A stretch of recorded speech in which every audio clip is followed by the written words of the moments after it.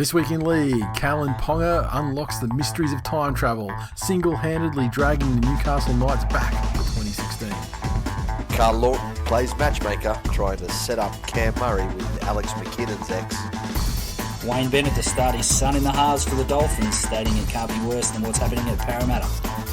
Plus, we look ahead to all the action for round 9 of the 2022 NRL season. All that and more this week in league.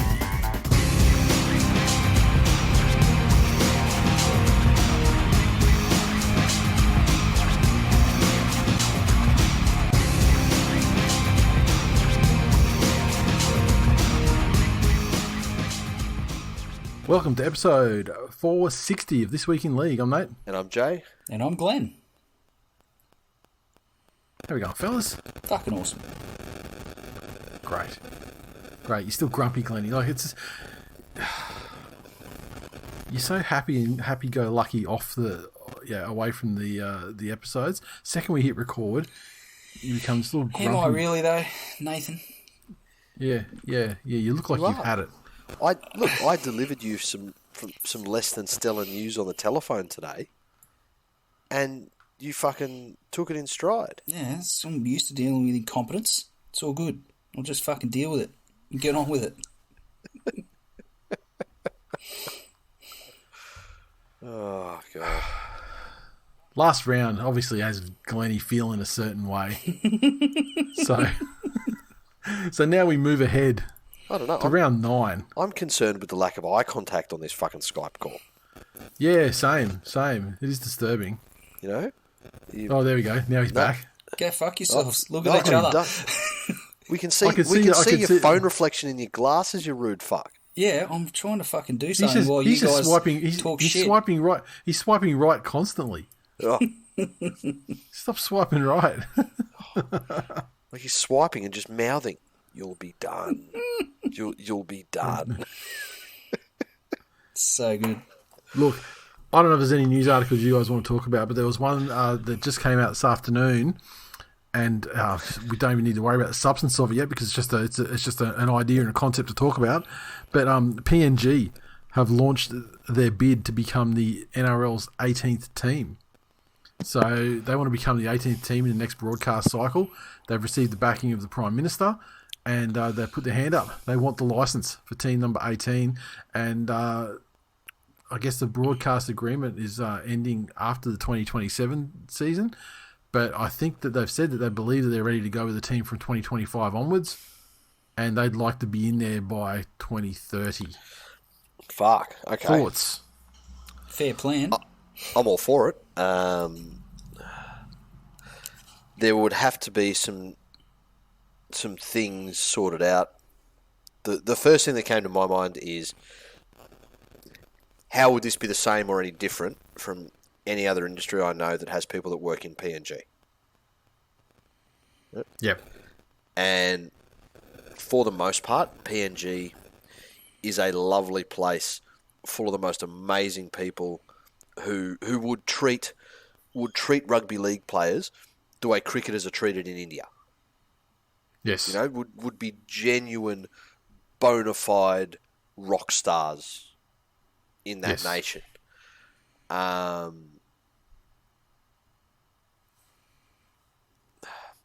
However, any other time that I've seen business conducted in PNG, people are paid extra money for the fact that they're living somewhere that may not have, you know, A, all of the creature comforts that they're used to, or B, an increased level of danger in some circumstances than they would be used to. So my first thought is, how would they go attracting talent and not end up in that constant cycle of having to pay overs for people in the salary cap to get them there? And so I would actually be okay if the NRL came out and said, well, based on, you know, PNG, they're an emerging nation in terms of the game. So we are going to pay a percentage of, you know, living away from home allowance for any players that want to go and play over there. So you'll have whatever your contract is, we will give you X amount of dollars more per year, exclusive of the salary cap, Yep. for the work you are doing in giving up the creature comforts of home and going over there. But their Q Cup side is competitive. Yep. More than competitive. Fucking winners. But yeah, well, this is it. I mean, it just goes to show that, like, the investments they've made in their pathways and getting the kids into up to standard to play in the QRL. It's obviously working. That's it. And just they've been increasingly competitive internationally when they get a chance to have a game. I think this is a natural progression, and the timeline probably suits.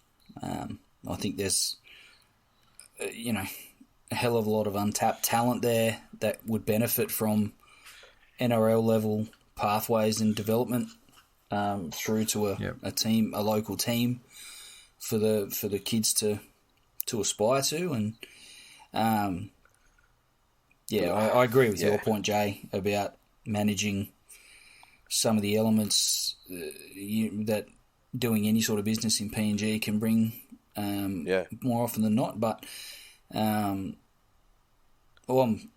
here for it as a concept, that's for sure. Yeah, and look, I would like it to get to the stage. I think the risk we run when we look at that is, obviously teams like the Warriors are going to have a larger contingent of New Zealand players or players of New Zealand origin, just as the Cowboys have, North Queensland juniors that come through their system. Yep. I would still like to see, and it's going to need some established Australian players, Kiwi players, whatever they may be, to go over there and not just make it so that the PNG team is just PNG nationals. Yep. Yep. I would like to see, because just as those guys will get an advantage playing in the NRL, they will gain different advantages playing with NRL players. Absolutely. So 100% agree. Yep, and it is just solving the problem of how the players live and everything over there, the guys that are from outside of PNG, because I had a mate, his dad used to play for the Eels, and he went over there and was coaching rugby league for a number of years. And life's different over. It's different over there. Yeah. From when you're an outsider. I mean, living in a gated community. Yep. Armed thing. Every house inside the gated community had a panic room. Yep. Shit some of the stories that he would tell us.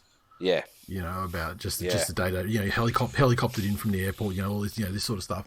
So, I mean, there's definitely challenges, but I definitely think it's a gigantically untapped or very little tapped player market, and it's certainly a logical progression, whether that's in the next decade or it's team 20.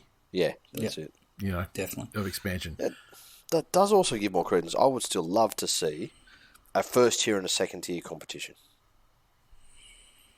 You have first grade and you have reserve grade, and the competitions mirror each other. They fucking mirror each other until you get to the finals, obviously. And that would be a way to show the system works. But yeah, that's pipe dream. Yep. Right, let's move on to the round ahead. Thursday night's game is coming up on us, and it is the first revenge game of the round, with the South Sydney Rabbitohs taking on the Brisbane Broncos. And this one, Liam Knight returns. Shaq Mitchell is out completely. He looked like he perhaps needed a little bit more cardio. Yeah. To become a mainstay in the NRL. Bronco side, Payne Haas is out. Kurt Capewell's out. Rabadi comes in at second row for Capewell, and Carrigan starts at prop for Haas. Turpin named in the reserves. So, it's the Rabbitohs that we don't... I'm not sold on. I'm not fully sold on yet against the resurgent Broncos. However, certainly with two of their best players out, and two of the most instrumental players. Yeah, with those outs are enough for me to think that the Broncos, whilst I feel like they'll give a good account of themselves, I don't think that without Haas, there's no chance of them getting the momentum through the middle that they're going to need to beat South. 2021 South, maybe. And as amazing as Haas is, and he is a big out for them, they performed admirably when they didn't have him against Penrith. I'm not sure that just based on that, and look, Capewell is a big out for them as well, just that utility and spark value he brings. But I think the other big factor here is that it's a road game for the Broncos. Mm. If this was at Suncorp, I would have no problem picking Brisbane on this. Billy Walters at 9. Billy Walters with extended periods of time defending in the middle. Said it in before. the middle, yeah. Yeah. Said it before. I wonder with Jake. I wonder with Turpin in. I wonder if Turpin in the 24 there. I wonder if he's that not far. If he may come in. Mm. Yeah, that's it. As a cut. I'm not sure. I haven't seen what the cut is for the tonight's cut. Down to 19. So, I mean, have you seen that? No. It's probably worth looking at actually, just to see. It's worth looking just to see if Turpin's still sitting there after the cut. Let me have a look at the. No, he's not. I'm looking at it. He's not. Okay. All right then. In that case, No. Yeah, so the look, Rabbits. You're going to have. Yeah. Well, you might have 50 to 60 minutes of Billy Walters defending in the middle. Good luck. Yeah. Yep. No, Rabbits. I think Corey Pace will have more time than that, but I still favour the Rabbits. Okay, next one up is the Canberra Raiders taking on the Bulldogs in Canberra. The Canberra side, Jared Croker is back. He returns to the centres. Semi Valame's out. Jack Whiten is suspended, and obviously a massive, if the most massive out that Canberra could possibly have. Frawley replaces him in the halves. Nickel Klukstar returns to fullback. Xavier Savage is out of the 17. Rapiner onto the wing. Whitehead is listed to play again after that injury where he cut half of his lip out. Harry and I are benched. Rushton out of the side. And the Doggies. Naden returns. Josh Jackson returns from COVID. Ockenbaugh drops out of the 17. King's benched. Otherwise, as per last week. So this time, surely, the Raiders. Both teams that are $1.90. It's old boys' day for the Raiders down there. Yeah. So you know how old boys' days goes. Obviously, the Doggies are riding high. Jared Croker coming back. Look, if nothing else, there's experience and leadership in Jared Croker that maybe And tears. maybe some of that's been missed. Maybe that's a factor. I don't know. And it is the second of our revenge games with Adam Elliott having his revenge game against the Dogs, who sacked him after numerous indiscretions, but ultimately the last one being a tryst with Millie Boyle in the restrooms. So, I think the Dogs go into this one favouring themselves to win. I agree. With Whiten out, and with the way Canberra have been performing, if the Dogs can get out to a little bit of a lead or keep Canberra close, then they would have to favour themselves to come back over the top of them, even in the way they've been generating points recently. Mm. Fuck, I said it last episode. I don't know what to say about Canberra anymore without sounding like a broken fucking record. I don't know how you tip them to win, even against the team coming second last, with the way they're performing at the moment. I almost feel dirty saying it, but I'm going to tip the Dogs. Yeah, no Whiten is a massive impact for the Raiders, and I don't like them. I don't. The Raiders have got to show me something else, that they've doing something to turn the corner, and I think the Bulldogs, as you say, will be riding high after the win last week and getting the meter off their back, and I think that might be just enough to get over the Raiders. Yeah, that's it. the Doggies only have to win 1 in 10 games to meet Trent's basic coaching criteria, and with that in mind, they've won their one for the next 10. Yep. And now, old boys' day, the return of old fucking teary eyes. and the stage is set for the Raiders to power out to win, at which they don't fade this time. Lock it in. Right, the next game we have the late Friday game. The Penrith Panthers take on the Parramatta Eels. Panthers unchanged in 17. However, we see number 22 in Moses Leota and number 24 in Brian To'o. So perhaps there could be some changes happening before we get to actual Friday. The Eels side. Okay, so Opacek remains in the centre, or returns to the centre, sorry, which means that Dylan Brown shifts back to 5'8". Arthur pushed out of the 17. Which is as it should be. Which is definitely as it should be. Yeah. Both of these teams underperformed last week. You know, one of them more so, I think, than the others. But we saw what Parramatta's capable of when they took down Melbourne. And I think they would be up for this game. Just as they were up for that Melbourne game, this is the chance for them to get their credentials firmly back in check as a true premiership contender. So they will be up for this game, especially considering, you know, how bitter they must be that Penrith essentially slammed the window shut on their window last year. That was their opportunity to win it. They won't win it this year. They lose too many decent players next year, and for every decent player that goes, that's more influence that Clint Gutherson has over the side, which takes them closer and closer to a spoon. So, all in all, Penrith 13 plus. Thank you for coming to my TED Talk. Hate to say it, but that shit that Parramatta took in 1986, it's not going to drop this week either. So I think Penrith will win 13 plus very, very handily. Remember the trials with the Eels winning 36-0 or whatever it was over the Panthers. Yes. And but look, honestly, that seems like a hell of a long way away. I'm not sure that Jacob Arthur was like the problem facing the Eels. I think the Eels are perennially overrated based on early season form, and I think this season is no different.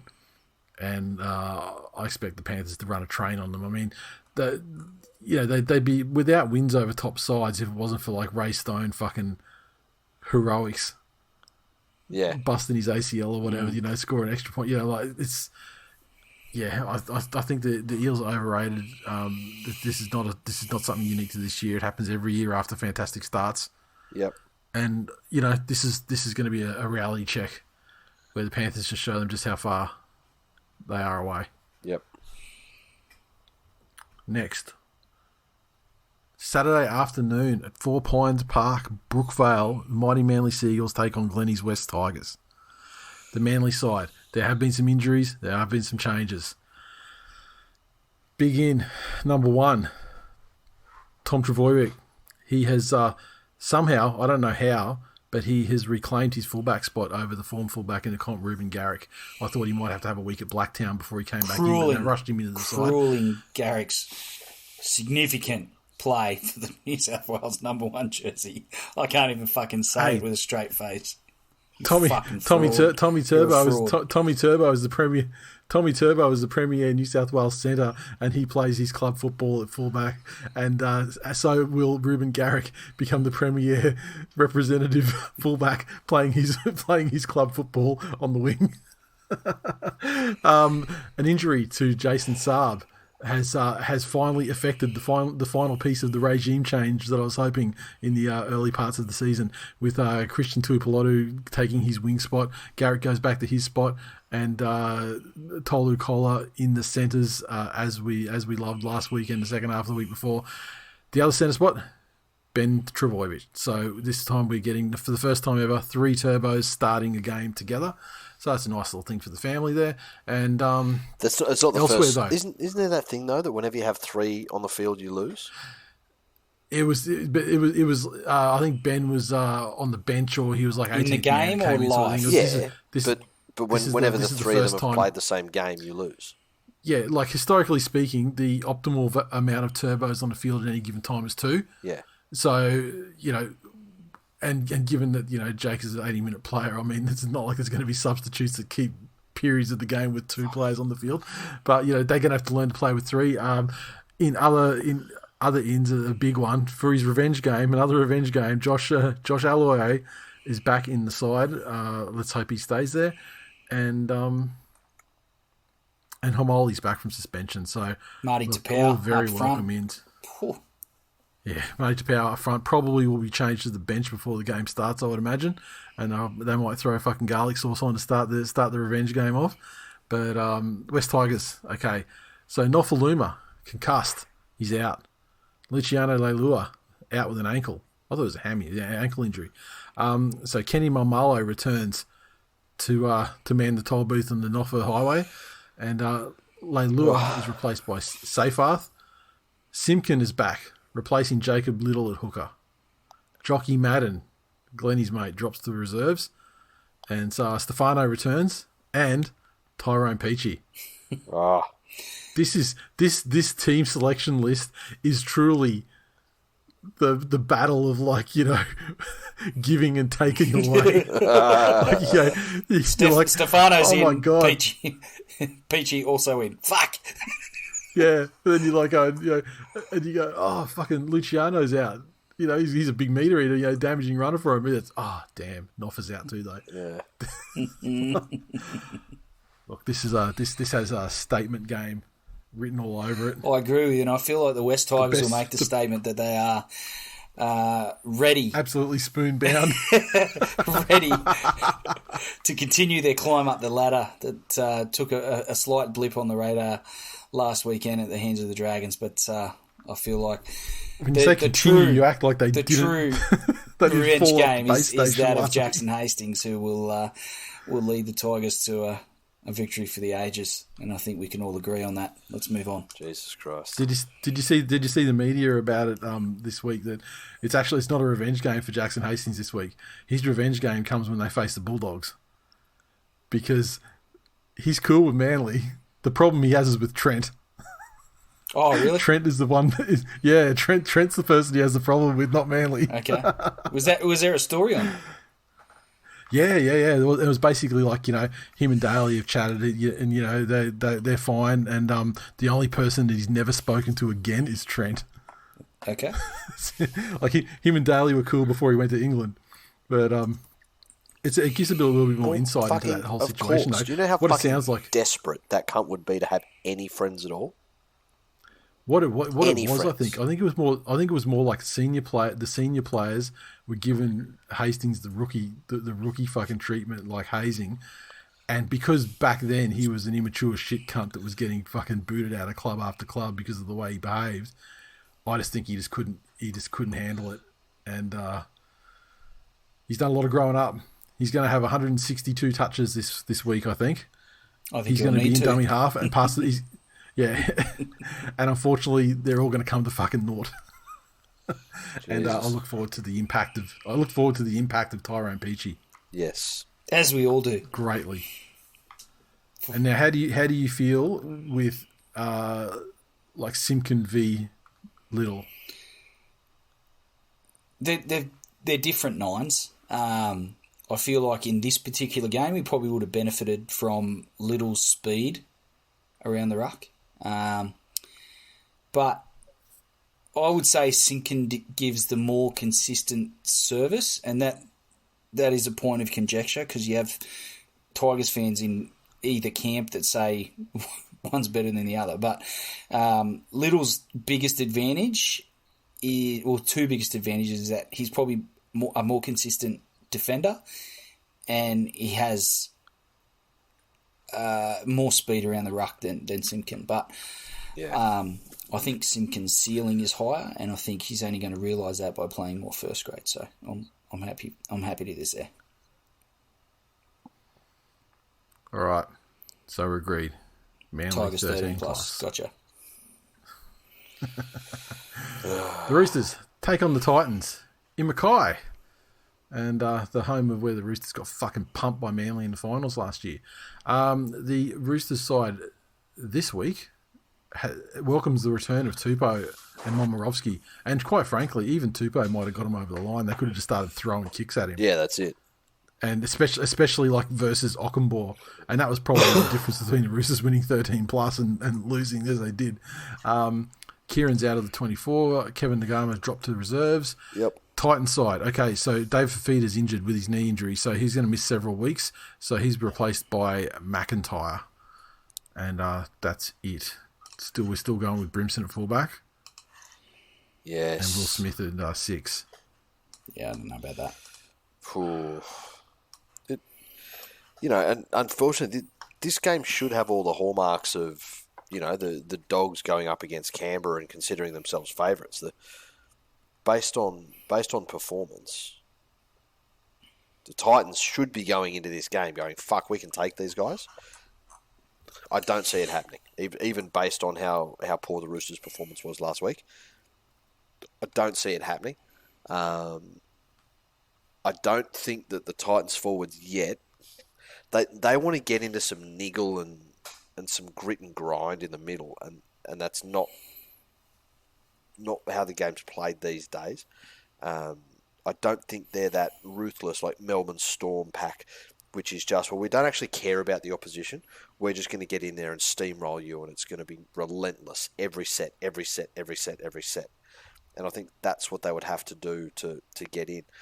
This Roosters forward pack, they're built for people to come at them with gritty, grimy football, your Radleys and Letters and those guys. Absolutely fucking love that shit. They thrive on it. So I got to back the Roosters on this one. Yeah, I agree. I back the Roosters with zero confidence because, fuck me, when you lose to the two worst teams in the competition, when they're your losses, it's tough. Yeah. No Fafita, no chance for me. Confidence. Yeah, that's about it. Well, not that he fucking does anything anyway. Let's be real. The North Queensland Cowboys take on the Newcastle Knights at the Abattoir in Townsville. This will be an absolute fucking booming home game for the Cowboys after their recent run of form. They're unchanged, 24 unchanged. See, Brendan Elliott's still there. Nice.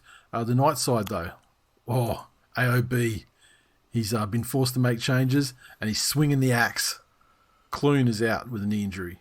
Crosland plays half, as he did, through much of the game last week. Jake Clifford has been left out. I think that, did I see something about Jake Clifford having, like personal issues, something? I didn't see that. Something like, I think. So, Sexy Texy is back, and he is going to be in the halves with Phoenix Crosland. Fitzgibbon and Young are back. Brodie Jones left out. Sasagi drops to the reserves. Thompson remains at lock. Mann still unavailable. Croker and Solo join the bench. So another Croker. Newcastle scored 2 points each of the last 2 weeks, and now they have Tex Hoy and Phoenix Crosland in the halves. And playing against the best defensive side in the competition thus far. I don't see them scoring any points this week. I think the Cowboys are absolutely going to demolish them. At home, this is like a homecoming for the Cowboys. Where I don't know when they most recently played at home. I think they've had a couple of weeks away, and so they're coming back after fucking destroying the Eels, like absolute heroes. And they just, I agree with you. I think the Knights are going to get absolutely flogged. Yeah, and I don't know what they can do to prevent it. The only threat here, they can do to stop it. The only threat here is the Cowboys getting out there and getting cocky and really underestimating the Knights to the extent that they maybe only field 10 players. I think that's the risk to the Cowboys. Yeah, I know that last comment was tongue in cheek, but I probably give Payton credit to be able to get his players up, even though the Knights aren't performing well. I feel like he'll have the Cowboys prime for a good showing at home, and I feel like Newcastle's going to get absolutely flogged again for the third week in a row. Yeah, that's it. I would be surprised if the Cowboys won by less than 20. Yep. Yep. Frankly. Agreed. Okay, next up we have the Melbourne Storm take on the St George Illawarra Dragons. You guessed it, Amy Park. The Melbourne That's where they Storm's play all their games, Nathan. fucking 100, literally 100% of their games in 2022 are played at Amy Park. This one, Tepai Moreau was out with the shoulder injury we mentioned in the game recap. He's replaced by Jordan Grant, otherwise the same lineup. The St George Illawarra Dragons. Bird returns from injury, so he'll go into 5/8. Amoni benched, Sullivan out of the 17. Tigers softened the Dragons up last week, and I think they're primed for a flogging. $10 outsiders against the Storm are $1.05, and I don't see the Dragons getting within 30 of the Storm. Is that the worst odds on a Wednesday we've seen this year so far? I definitely. think it is. I don't think anyone's been $10 yet. Yeah, and $1 was it? They're like $1.05, aren't they? The Storm. Yep. Yeah, $1.05. Yeah. Yeah. That's it. So you can't go past them the way they're playing at the moment. The bookies know more than we do, and obviously they are expecting an absolute fucking slaughter. I'm looking at the Dragons lineup, and I'm trying to think of a reason why. Like, I just think it's absolute comfortable win to the Storm, even if they have a bad outing. I think they're still looking like 3 tries, 4 try victors, no matter what. That's it. Easy. The Sharkies take on the Warriors at PointsBet Stadium. The Sharks side, Finucane returns at lock. McInnes moves back to the interchange. Trindle out of the 17. The Warriors side, DWZ returns after a head knock. Penne returns via the bench after suspension. Katoa back in the second row. Jesse Arthurs drops out of the squad with Otakolo pushed back to reserves along with Bailey Sirinen.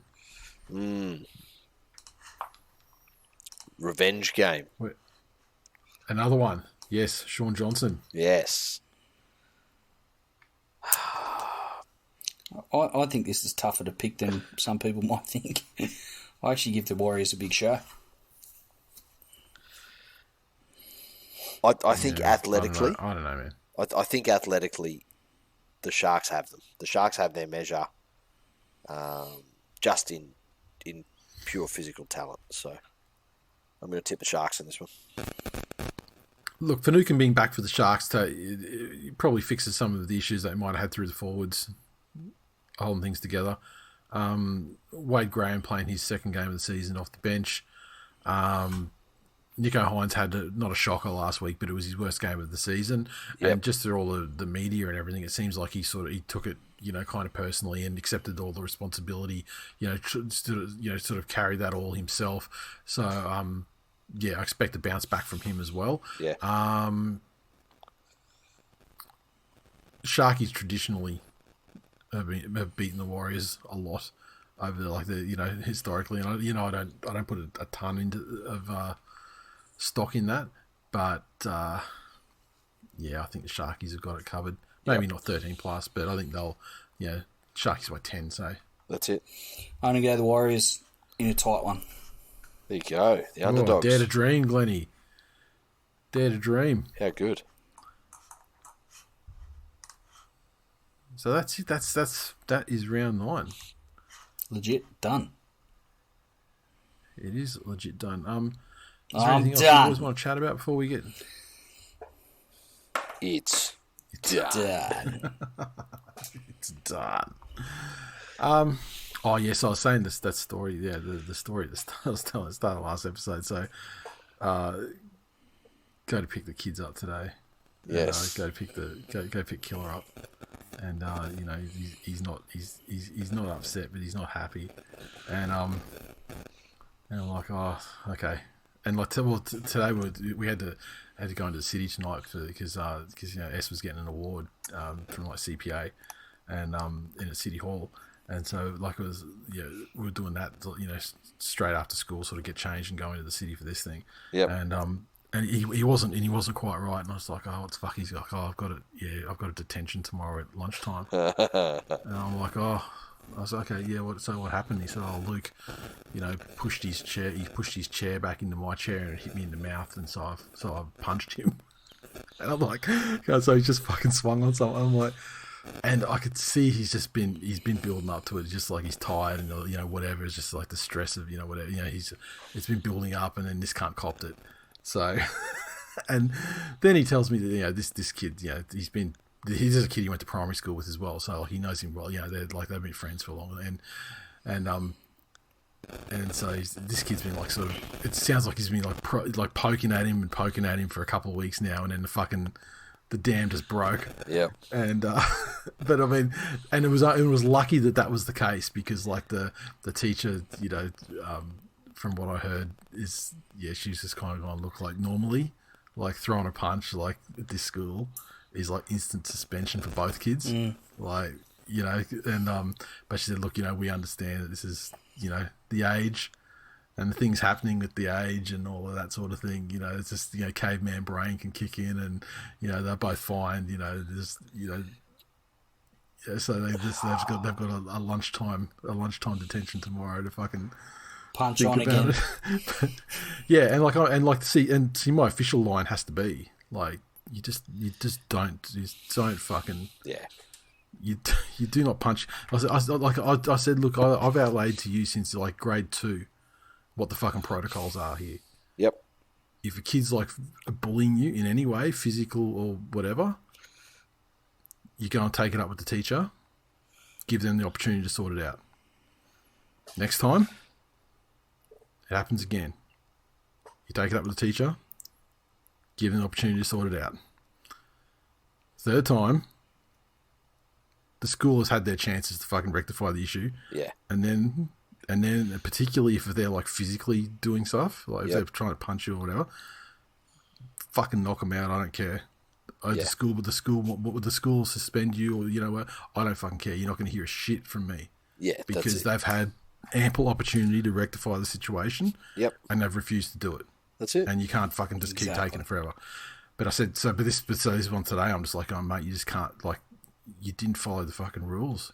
Yeah. Like this you did. You're telling me that this kid has been poking you, and all this sort of shit, and fucking with you over like the last couple of weeks. How many of those did you tell the teacher? None. Right. How'd they have the opportunity to resolve it and stop?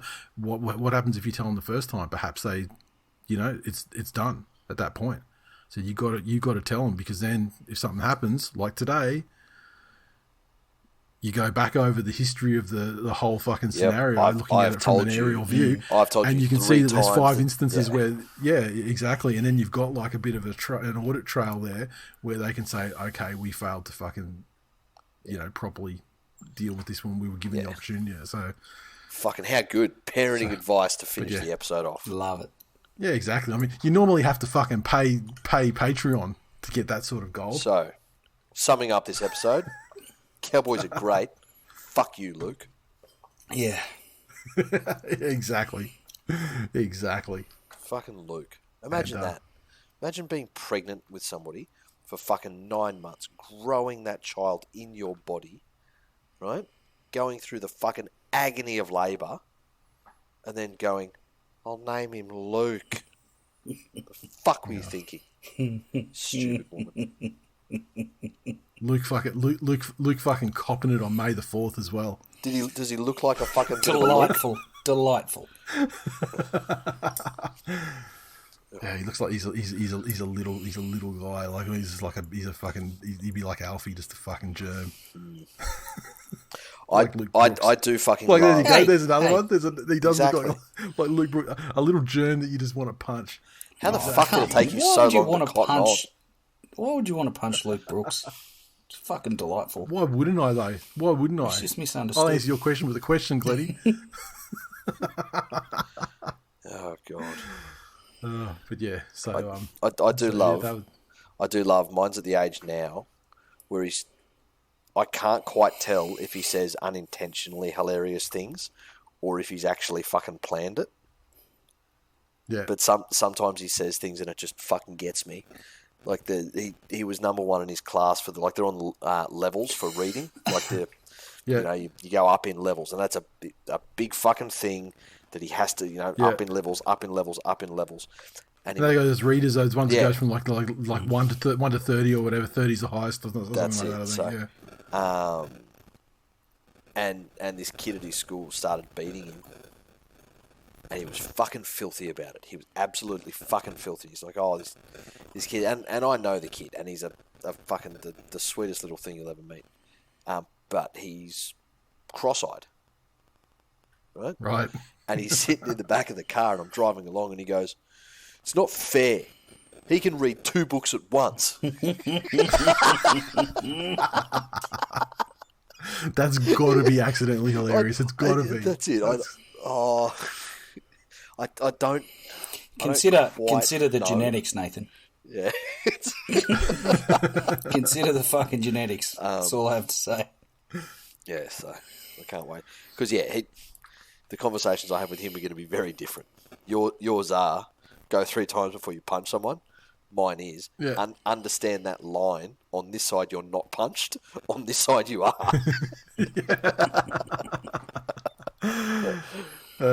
Fantastic. So yeah, now I think I've got to do the I've got to put him back into something like boxing or jiu-jitsu or something to outlet that fucking that energy. Yeah. Essentially take it out on a fucking. Does he have a female best friend on a he can bag. buy packets of lollies for? No, he does not. There you go. And finally, if you want more great parenting advice like this, it tends to appear more on the membersides. And so feel free to join at patreon.com/TWiL Nation. Just want to say thank you and welcome to a couple of our new patrons, such as Thomas, Aiden. Who else we got there? Oh, we got Thomas fucking jacked up his level as well. So shout out to you, my friend. And legend, John. Thomas. Thank you, champions. And it's great to have you on board, and we look forward to busting out those membersides and giving you the good stuff. Anything else, you guys, that you want to cover off before we put a pin in this one? No, I can't wait for the next membisode next week. It's a very special one. We did have some questions coming in before we decided to do 3 weeks of Tiger game companions. But back to topic-driven membisodes for a little while. I think now that the Tigers' run has ended. Blip on the fucking radar, mate. Blip on the radar. And we had one we'd sorted out some content for well before we did the Tigers one. So can't wait to get that. It'll be an absolute banger. Yeah, and we've got that's going to be the very next one. So really looking forward to it. It's going to be an entertaining one. Next week's ep will be great. Next week's, it'll be the very next membisode that we'll probably do, probably on Monday night. That's it. But anyway, that's it for this episode. So thanks for listening as always, and we will see you next time. Later. See ya.